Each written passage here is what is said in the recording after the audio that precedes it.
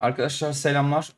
Brain NFT Screener indikatörü ile ilgili nasıl kullanıldığına dair bayağı bir soru geldi. Öncelikle ne yapmanız gerektiğinden bahsedeceğim kısaca ve daha sonra TradingView üzerinden nasıl erişim sağlayacağınızı anlatacağım.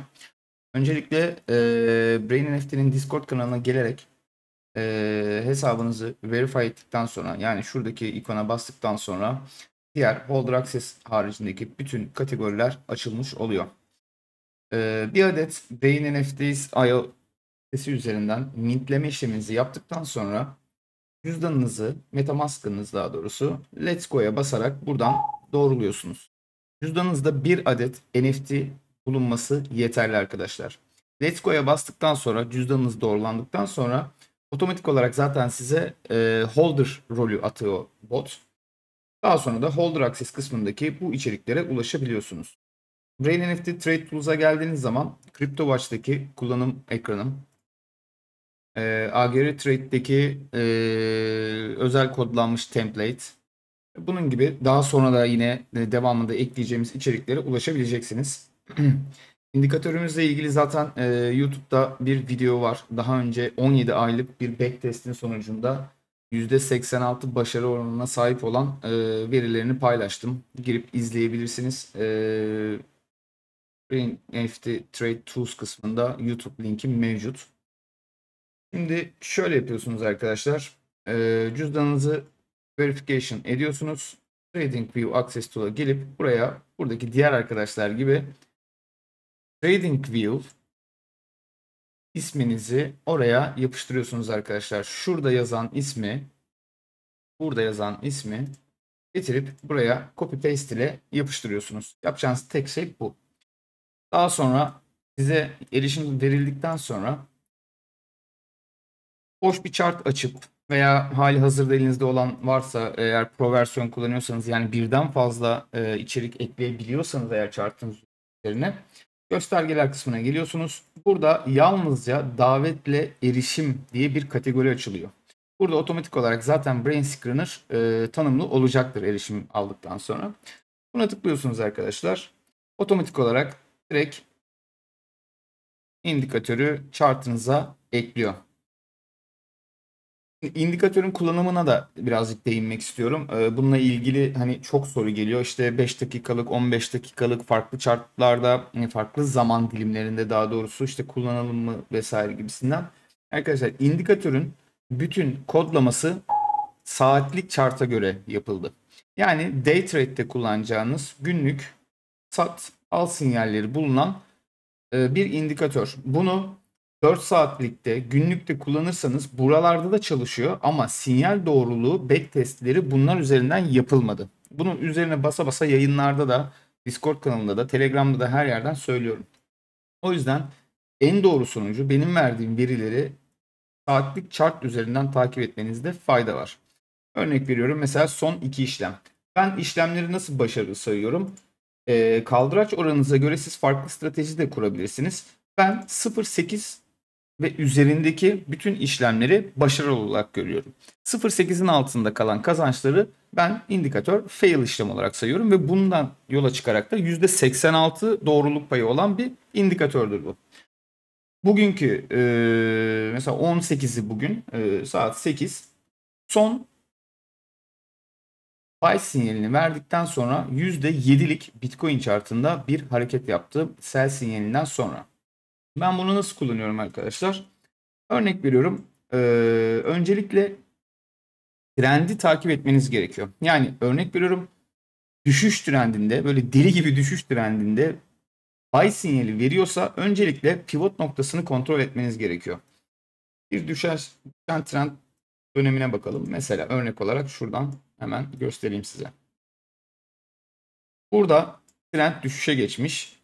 Fiyat aşağıya doğru kaykılıyor ve bayağı da ağır bir şekilde kaykılıyor. Çünkü sürekli pivot noktası belirliyor indikatör size. Normal şartlarda bu kadar sık pivot belirlemez. Fiyat eğer yatayda ve ağır ağır düşüyorsa o zaman çok sık ve çok yakındır pivot noktaları. Bakın mesela burada yüksek bir hacim geldiğinde pivot noktası nerede kalıyor? Buradan baz alabilirsiniz. Öncelikle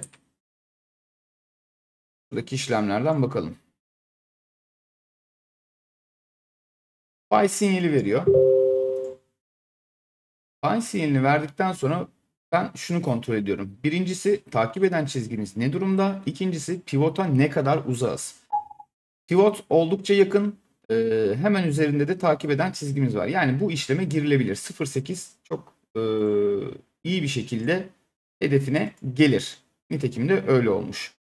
Yine aynı şekilde bakın. Short işlemi veriyor. Pivotun altında kapatıyor. Takip eden çizgimiz pivotun hemen üzerinde. Bir sonraki baya kadar devam ediyorum. %9.73.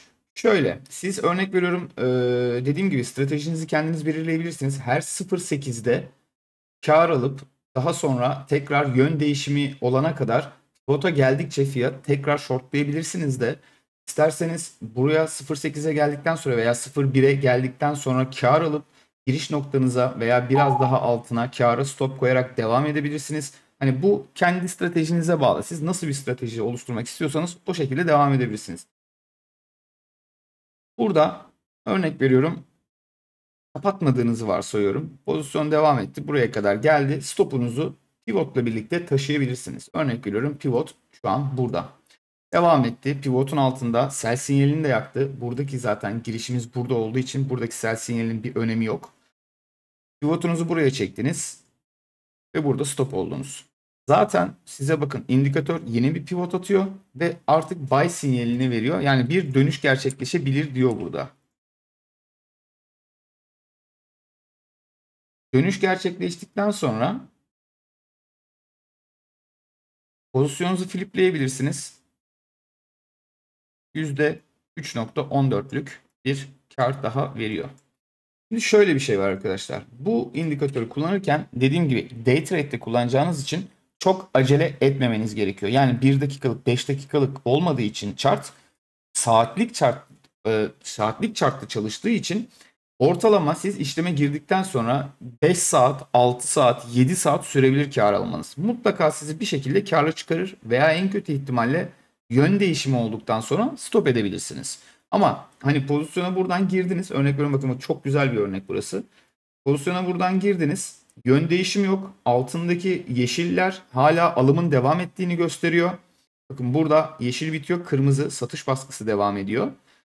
Alım devam ediyor. Aşağıya derin bir pin atıyor. Siz korkup burada kapatırsanız buradaki az önce gösterdiğim %3'lük karı bırakmış olursunuz. O yüzden sabırla ve indikatörü inceleyerek kullandıkça öğreneceksiniz zaten mantığını. Bu şekilde kullanmanızda fayda var. Mesela burada da bir stop durumu var.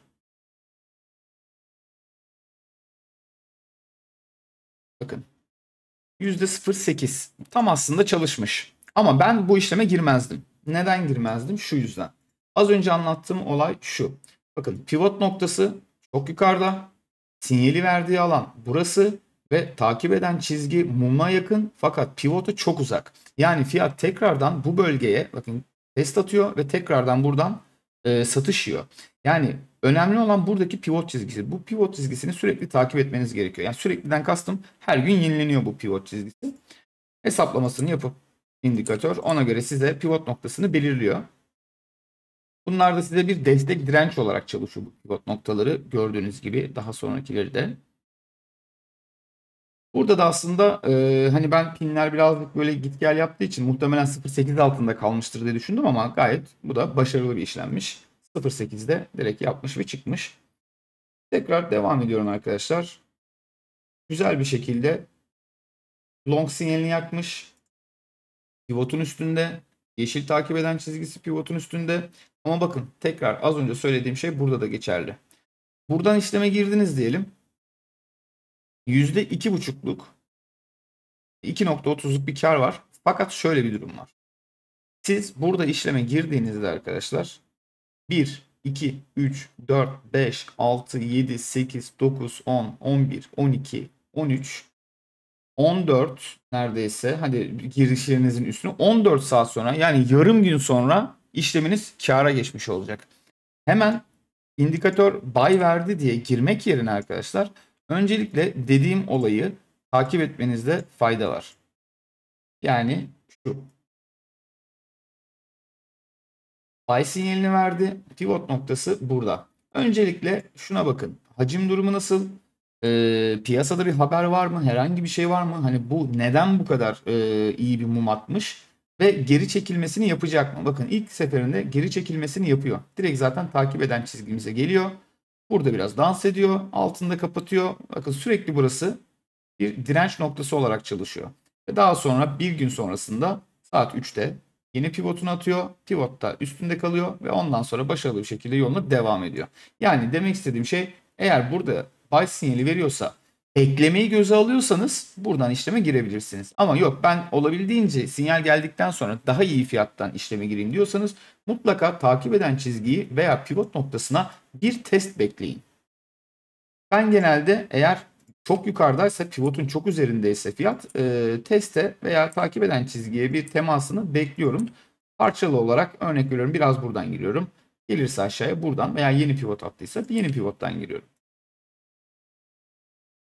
İşlemleri bu şekilde açabilirsiniz arkadaşlar. Kullanım mantığı budur. Burada bir screener durumu var. İndikatörün üzerine çift tıkladığınızda, pardon, İndikatörün üzerine çift tıkladığınızda buraya 20 adet coin'i, hangilerini takip etmek istiyorsanız buraya isimlerini yazarak, hangi borsadan işlem açıyorsunuz o borsanın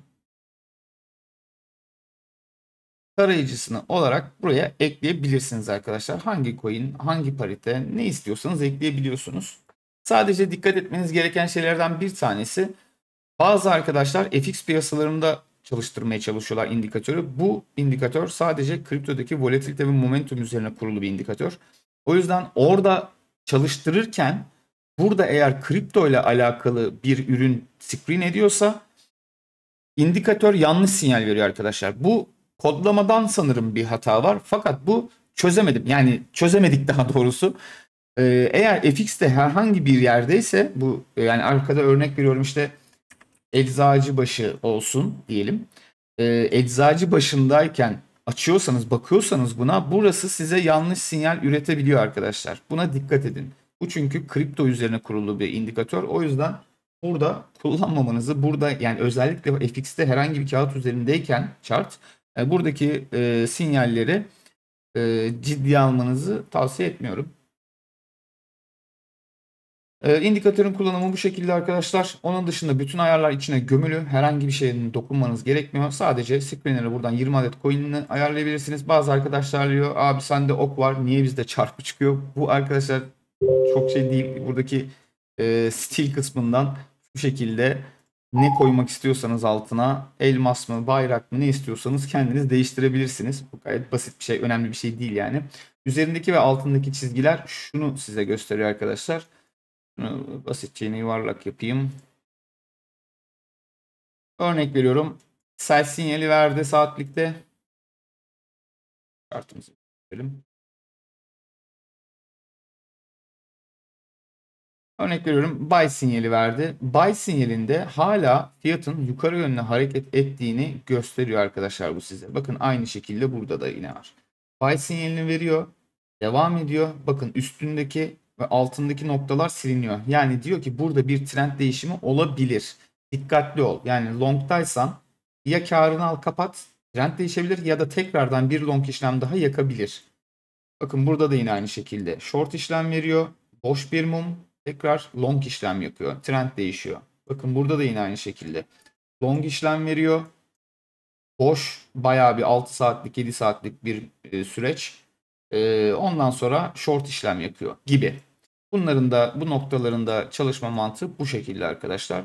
Onun dışında aklınıza takılan bir şey olduğu zaman Discord'dan, Holders chat'ten yazabilirsiniz. Buradan zaten sürekli aktif olarak konuşuyoruz. Onun dışında teknik analiz kısmına kendi analizlerinizi vesaire atabilirsiniz. PNL Shares kısmına arkadaşlarımız sürekli girdiği işlemlerden, indikatörün verdiği sinyallerden veya ürettiğimiz analizlerden oluşturdukları karları, zararları burada paylaşıyorlar arkadaşlar. Sizler de buraya paylaşım yapabilirsiniz. Aklınıza takılan bir şey oldukça biz genelde Holders Voice chat'te oluyoruz. Direkt piyasayla alakalı herhangi bir şey, aklınıza takılan bir şey, canınız sıkkındır, gelip burada konuşabilirsiniz, paylaşabilirsiniz arkadaşlar her şeyi. Şimdilik bu kadar. Dediğim gibi yine bir şey olursa biz buradayız, yardımcı oluruz arkadaşlar. Kendinize iyi bakın. Görüşmek üzere.